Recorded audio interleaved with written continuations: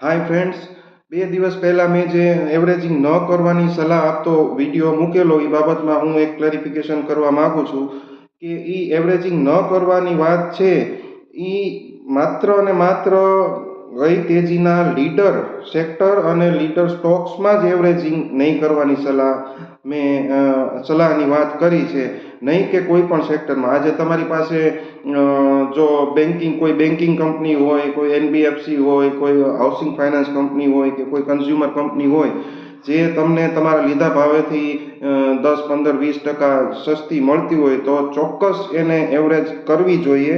કારણ કે અલ્ટિમેટલી તો જેટલું સસ્તું લેશો અને જેટલું મોંઘું વેચશો એ જ ફાયદો છે.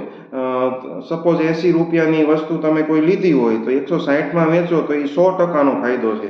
જ્યારે એની વસ્તુ તમે 100માં લઈને 160માં વેચો છો તો 60%નો જ તે પ્રોફિટ થાય છે. એટલે આને આ રીતે લેવું જોઈએ. બસ આ એક ક્લેરિફિકેશન કરવું હતું. Thank you.